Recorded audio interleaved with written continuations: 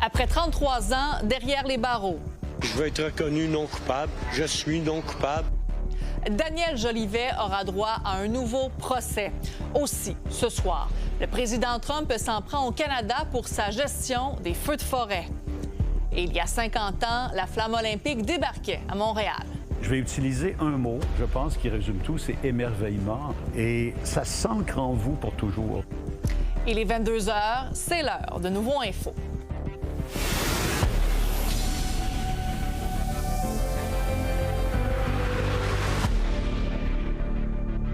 Bonne fin de soirée, tout le monde. Quand on dit que la patience est une vertu, eh bien, après plus de 33 ans derrière les barreaux, Daniel Jolivet, cet homme reconnu coupable de 4 meurtres en 1994, aura droit à un nouveau procès.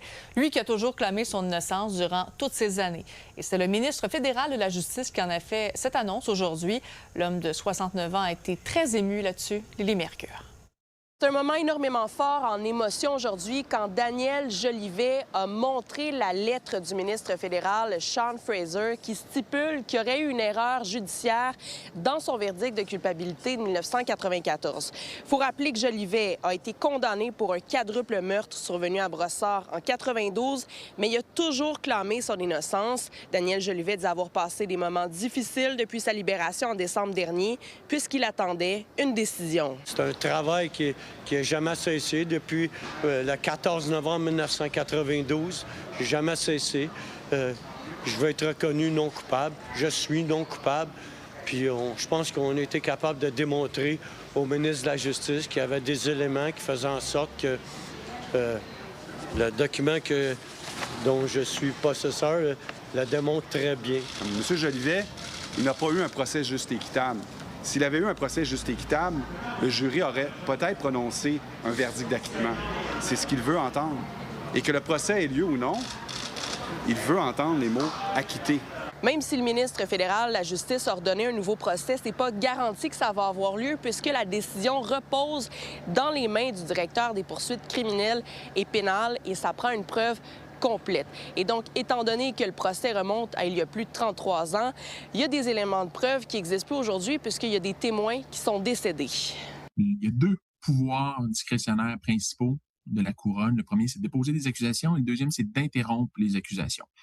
Alors, dans les prochains mois, le DPCP, avec les partenaires policiers, va devoir procéder à une analyse exhaustive de la preuve. Alors, autant la preuve du premier procès, les éléments de preuve nouveaux qui ont pu survenir ou ressurgir dans les dernières années. La particularité dans ce dossier-là, c'est que c'est 32 ans plus tard. Alors, il y a de la preuve qui sera peut-être plus disponible, il y a des nouveaux éléments de preuve qui vont devoir être pris en compte, mais il faut avoir un dossier complet parce qu'on parle quand même d'un dossier où 4 personnes ont été assassinées. Est-ce que vous espérez un nouveau procès ou vous aimeriez mieux qu'on abandonne les procédures? Non, je veux pas qu'on abandonne les procédures pantoute. Je veux un nouveau procès. On l'entend bien, Daniel Jolivet tient mordicus à avoir un nouveau procès avec tout ce que ça implique et il compte bien y témoigner cette fois-ci. En attente de ce possible procès, Daniel Jolivet devait être incarcéré, mais son avocat et lui vont déposer une requête pour éviter cette éventualité. À Montréal, Lily Mercure, pour Nouveau Info. Bon, je poursuis la discussion avec notre collaborateur Yves Boisvert. Donc, Yves, tu as vraiment beaucoup suivi aussi ce dossier-là. Ça a été quoi ta réaction lorsque tu as appris la décision du ministre de la Justice aujourd'hui? Je te dirais, c'était enfin. Ouais. Parce que cette affaire-là, effectivement, Sabrina, écoute, j'ai couvert ça. J'étais jeune journaliste au Palais de justice de Montréal. Je l'avais couvert par la bande il y a 34 ans. Donc en 1992, 93, dans ce coin-là. Et Daniel Jolivet a commencé à m'appeler très peu de temps après sa condamnation finale en disant qu'il était innocent. Bon, écoute... il y a beaucoup de gens dans les pénitenciers qui se disent innocents, mais lui, il persistait. À l'époque, j'ai fait un documentaire à Canal D sur son histoire, mais là, je te parle de ça il y a à peu près 20 ans. Mais là, tu l'avais rencontré à cette époque-là, c'est ça? Oui, c'est-à-dire...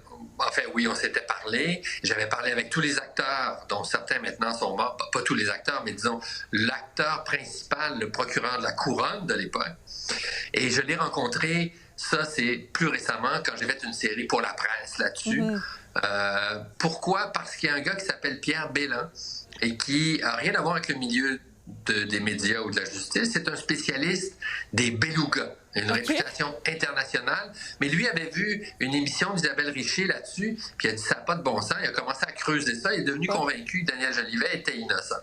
Bref, lui a relancé l'affaire, je te dirais. Moi, je m'y suis réintéressé. Et donc, oui, soulagement, enfin. Bien que là, ce n'est pas terminé. Bien, c'est ce que je m'en allais dire. C'est quoi les prochaines étapes pour l'instant? Pourquoi on ne met pas fin, tout simplement, là, au processus judiciaire? C'est pas possible parce que il y a une décision de justice qui a été rendue. Il y a eu un jugement faut comprendre qu'il a été condamné. La Cour d'appel a ordonné un nouveau procès, mais à 2 juges contre 1. C'est allé en Cour suprême, puis la Cour suprême a annulé ça. Donc, il n'y avait pas de recours. Le dernier recours, c'était presque des résidus du pouvoir royal de pardon. Et après les enquêtes qu'on a vues, le ministre de la Justice a dit oui, il y a quelque chose, il semble y avoir une erreur judiciaire là-dedans, j'ordonne un nouveau procès. Donc, ça prend une décision de justice. Et il va falloir donc que le DPCP retourne devant le juge, soit pour dire on arrête des procédures, ou on fait un nouveau procès, mais dans le fond, on n'a pas de preuves à vous présenter parce que les témoins ou ne sont plus fiables ou sont décédés. Et là, il y aura une vraie fin à l'histoire. Pour l'instant, c'est pas le cas. Vraiment, mais ça, j'imagine que ça peut prendre encore plusieurs années, là, peut-être avant d'avoir un dénouement. Non, je pense pas, non. C'est quelques mois, parce que la Couronne doit quand même, le DPCP doit quand même présenter une histoire, expliquer à l'opinion publique sa thèse, mais ils ont déjà exprimé le fait que, d'après eux, ça s'est passé de façon injuste en 1992, la preuve a été cachée, et ainsi de suite. Donc là, il faut qu'ils préparent ça, et ça, ce n'est pas pour demain, mais ça ne prendra pas des années. OK, au moins quand même ça. Donc, merci beaucoup, Yves. Très intéressant de savoir que tu as suivi quand même cette histoire-là. Bon week-end. Merci à toi aussi. En Ontario, maintenant, il y a près de 200 feux de forêt qui sont toujours actifs et une des conséquences, c'est qu'il y a plusieurs villes des États-Unis qui sont plongées dans un épais voile de pollution. Et d'ailleurs, aujourd'hui, rien de moins que le président américain qui a blâmé le Canada pour sa mauvaise gestion de ces incendies. Et selon Donald Trump, cet impact doit être ajouté, vous allez bien l'entendre, aux droits de douane imposés sur les produits canadiens. Il compte d'ailleurs s'entretenir avec le premier ministre Mark Carney à ce sujet. C'est évidemment le consommateur américain qui, ultimement, se fait refiler la note. On est à quelques mois des élections de mi-mandat. On sait que l'abordabilité, le coût de la vie, l'inflation, ça reste un enjeu majeur aux États-Unis. Donc, il faudrait peut-être prendre ça un peu avec un grain de sel, dans la mesure où ce ne serait pas nécessairement la meilleure, disons, stratégie électorale. C'est une histoire qui soulève l'inquiétude chez de nombreux parents parce qu'il y a un pédophile reconnu coupable d'agression sexuelle qui a pu s'ouvrir une cantine à proximité de 2 écoles. Dominique Quirillon-Laroche est un délinquant quitte à contrôler qui a même servi des mineurs il y a quelques jours à peine. Il a depuis été arrêté après l'intervention de citoyens. Véronique Dubé. On se trouve à Saint-Jean-sur-Richelieu et depuis quelques jours, il y a de l'inquiétude. En fait, depuis l'ouverture de cette cantine, la cantine Saint-Jean. Fait que, honnêtement, mon cœur de maman, il a fait comme non, ça peut pas arriver. Puis là, je suis partie en furie, si on peut dire. Cette mère a alerté les médias. Ma fille, elle s'en va à une des 2 écoles qui est en face de la cantine l'année prochaine. La cantine est située juste à côté de l'école primaire et de l'école secondaire. La cantine est tenue par Dominique Quirillon-Laroche, un homme reconnu coupable d'avoir agressé 2 enfants.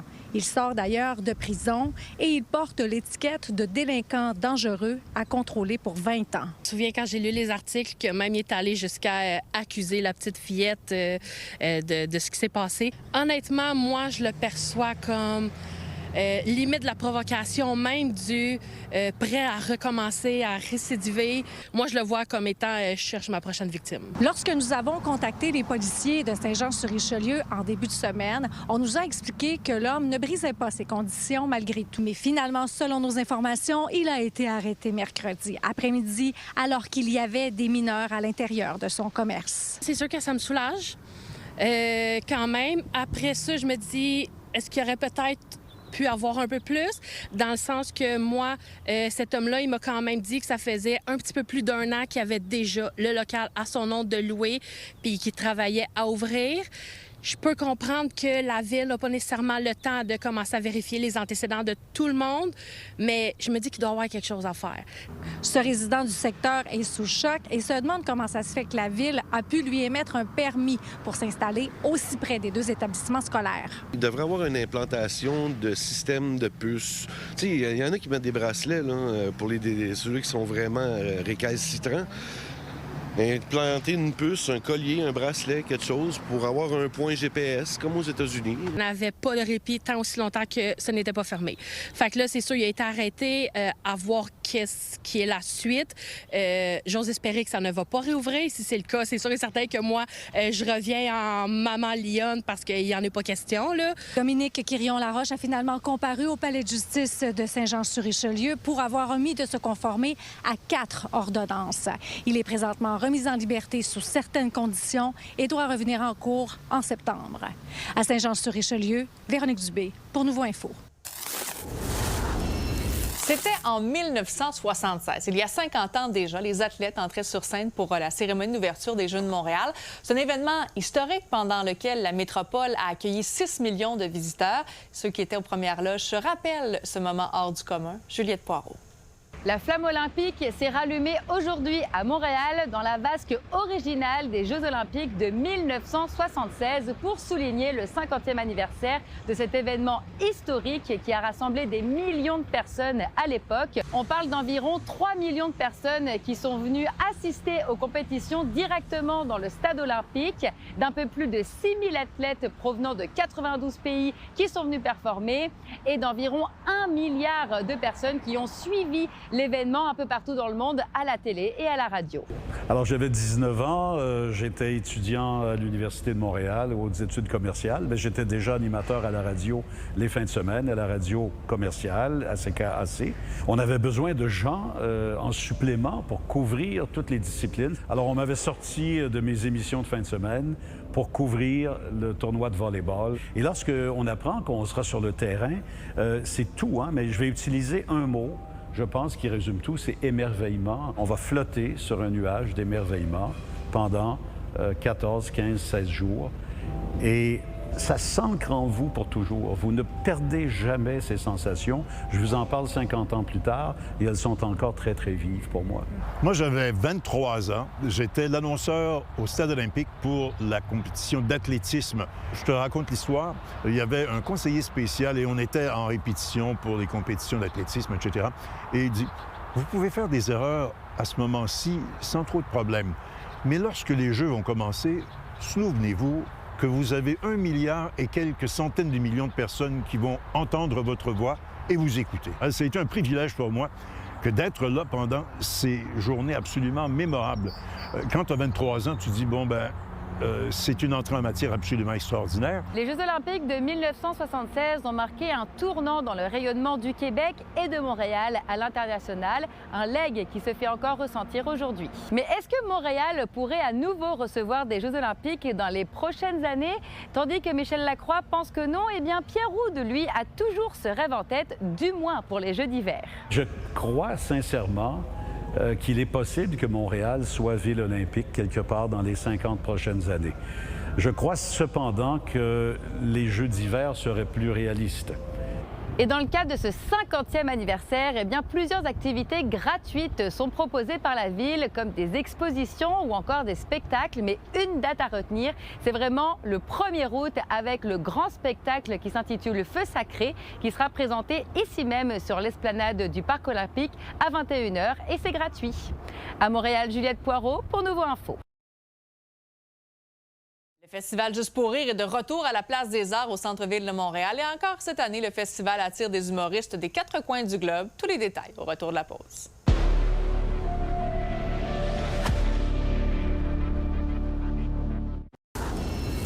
Les alertes de tornades ont été émises en cette semaine dans plusieurs régions du Québec, mais en raison des feux de forêt, toutefois, les événements n'ont pas été aussi intenses que prévu. Alex Verville nous explique pourquoi. Plus tôt cette semaine, tout était en place pour la formation des tornades, mais la fumée des feux de forêt a finalement réduit le réchauffement du sol et on n'avait plus d'énergie pour la formation des orages aussi violents que prévu et donc des tornades. Parce que ça nous prend 4 ingrédients pour obtenir une tornade. Premièrement, l'air chaud et humide près du sol, ça c'est notre carburant. Ensuite, on a de l'air beaucoup plus froid en altitude, ce qui augmente l'instabilité. Là, ça nous prend quelque chose pour faire monter l'air comme un front froid et c'est ce qu'on avait mardi d'ailleurs, un bon front froid qui a traversé la province. Finalement, l'élément indispensable pour les tornades, le cisaillement du vent. Ça, c'est quand les vents changent de vitesse et de direction avec l'altitude. C'est ça qui permet à l'orage de tourner et de devenir une tornade. Une fois que la tornade touche le sol, bien, son évolution va dépendre du terrain sur son chemin. Il faut savoir aussi que c'est pas nécessairement vrai que les montagnes sont des ennemis aux tornades, bien au contraire. Je vous amène en Alberta, une des provinces qui vit le plus de tornades au Canada. Dans l'ouest de l'Alberta, on a les Rocheuses. Et le point, c'est que les montagnes, les chaînes de montagnes peuvent changer les vents en altitude et donc favoriser le cisaillement du vent, le dernier ingrédient que je vous ai mentionné plus tôt. Là, on ajoute à ça en plus qu'à l'est des Rocheuses, on a des immenses plaines, les prairies, où l'air rencontre aucun obstacle et au sud, la région reçoit l'air des États-Unis. Donc là, on a de l'air chaud et humide qui peut circuler sans problème, le scénario parfait pour les tornades.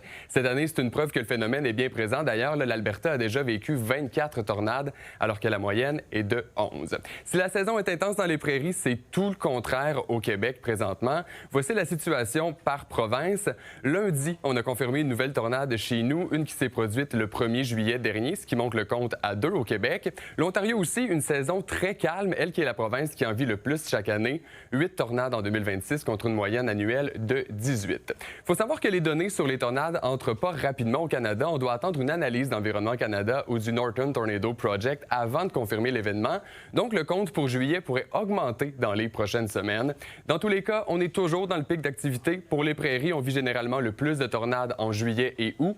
Au Québec, on est plutôt sur juin et juillet. Donc, la saison n'est pas terminée. Il faudra voir ce que les orages des dernières semaines de l'été nous réservent au niveau des tornades.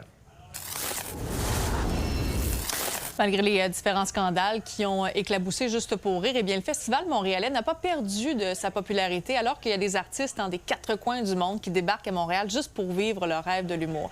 Et 2 ans après l'acquisition de la franchise Juste pour rire par l'homme d'affaires Sylvain Parent-Bédard, eh bien, il confirme l'engouement. Marie Cassimard s'est intéressée à ce phénomène. Je connaissais un peu l'ampleur de Juste pour rire dans la francophonie parce qu'avec Comédia, on était en France, en Suisse, en Belgique. Mais j'avais quand même pas mesuré l'ampleur de Juste pour rire dans la francophonie dans son ensemble, que ce soit dans les Antilles, les îles, en Afrique. Et on a réussi à regagner la confiance de l'industrie, des artistes, mais aussi des télédiffuseurs mondiaux, anglophones et francophones. C'est un de mes meilleurs souvenirs sur scène, Montréal, l'année dernière. Je n'ai jamais vu un public aussi chaleureux et expressif que celui de Montréal. Donc, c'est juste égoïste. C'est pour mon ego que je suis revenu. On m'a vendu le public canadien, québécois comme le meilleur public ever. Ils sont généreux, ils sont gentils. Qu'est-ce que ça représente dans une carrière comme la tienne de débarquer ici au Festival Juste pour rire? Pour moi, c'est fou parce que Juste pour rire, je regardais ça quand j'avais genre 10 ans, 9 ans. Avec mes parents à la télé, que ça arrive dans ma carrière aujourd'hui, c'est quand même assez fou. Je crois que je réalise pas que je suis là. On a des dépisteurs dans chacun des pays à travers le monde, dans plusieurs pays. On est une vingtaine en anglais, une vingtaine en français, qui parcourent le monde pour voir ce qui se passe sur scène. On a accès aux médias sociaux comme tout le monde, mais performer sur une scène live, en direct avec un public, versus te préparer, faire du montage et ou autre. Justement, quand tu as des recruteurs qui sont à l'étranger, qui vont voir des spectacles, qui rencontrent des artistes, qu'est-ce qui fait en sorte que celui-là, on le signe, celui-là, on attend un petit peu? Assurément faire rire. Ça, oui, c'est une des premières choses. Okay, c'est la base. Check. Mais la singularité. La singularité de chaque artiste. Tout comme Tom, toi, tu débarques ici au Québec avec non seulement ton sac à blagues, mais aussi toutes sortes de tours, toutes sortes de talents. Donc c'est un beau mix entre poésie, danse et rire. Je suis une personne queer et noire et en fait d'habiter la scène avec autant d'amplitude, autant d'espace, autant de grands gestes pour montrer qu'en fait je suis là. C'est quoi la proportion d'artistes qui proviennent du Canada, du Québec et des artistes qui proviennent de l'international dans ta programmation? À Montréal, je vous dirais que c'est 75 international. C'est important d'offrir au public montréalais de voir quelque chose qu'ils n'ont pas la chance de voir à l'année. À Montréal, Marie Cassimard pour Nouveau Info. Des milliers de personnes sont attendues ce dimanche à la Place des Arts à Montréal. Et c'est pour suivre en direct la finale de la Coupe du monde de la FIFA. Ça se passe entre l'Argentine et l'Espagne. Les amateurs de soccer vont pouvoir se rassembler dès midi. Il y a même des joueurs du CF Montréal et des joueuses des Roses de Montréal qui seront également de la partie.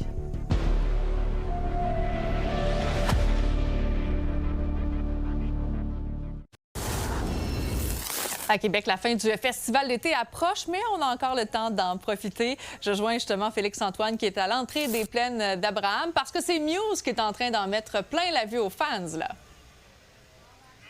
Absolument, Sabrina. Mais on s'y attendait, il faut le dire. Déjà, on avait beaucoup d'indices avant que le spectacle commence en termes de production technique. Muse est arrivé ici avec une équipe de près de 100 membres de production, vidéastes, techniciens et 2 camions 53 pieds d'équipement.